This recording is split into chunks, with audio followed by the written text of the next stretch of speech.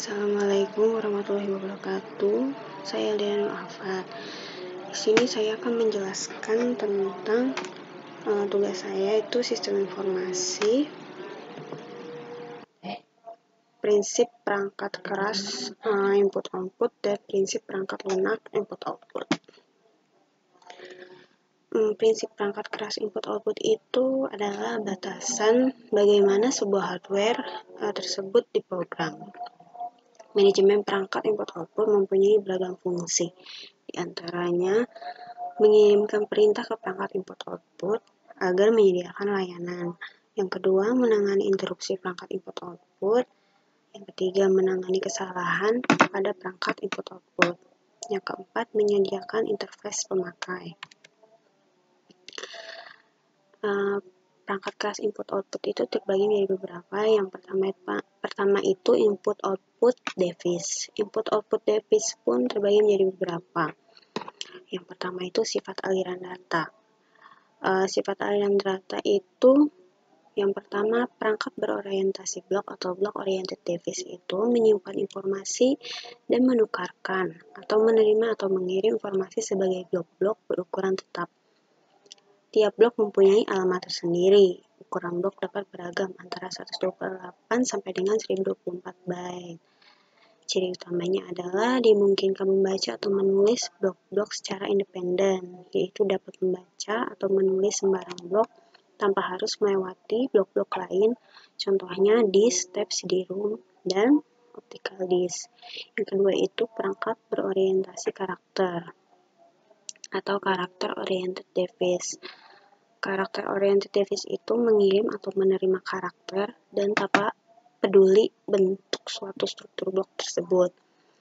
Not addressable dan tidak mempunyai operasi safe. Contohnya kayak terminal, line printer, punch card, network interface, pita, kertas, dan mouse.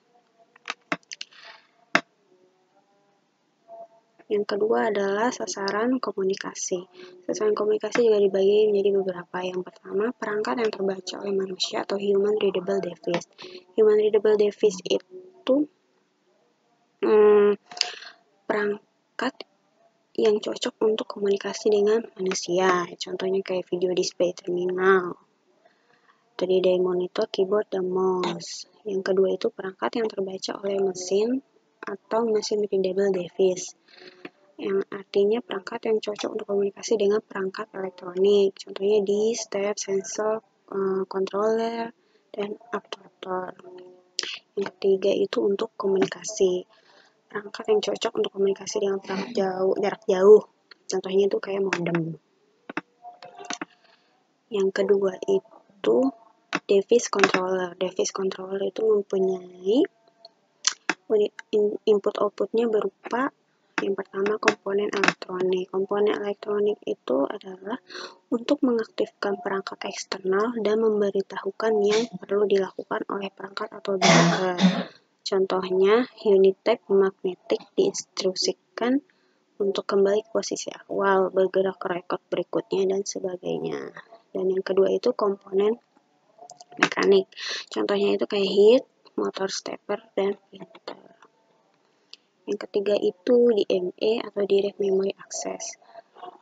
DMA itu berfungsi membebaskan pemroses menunggui transfer data yang dilakukan input-output device.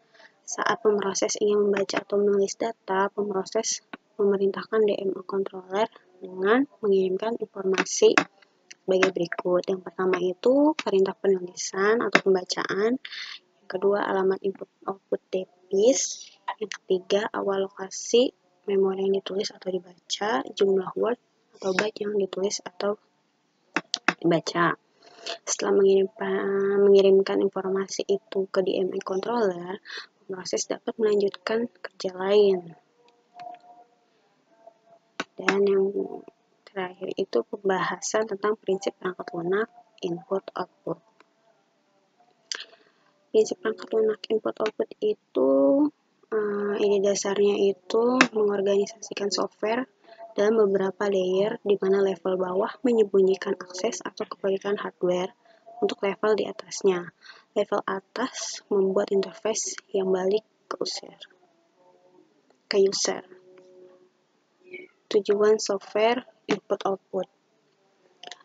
Yang pertama itu konsep dalam desain software input-output.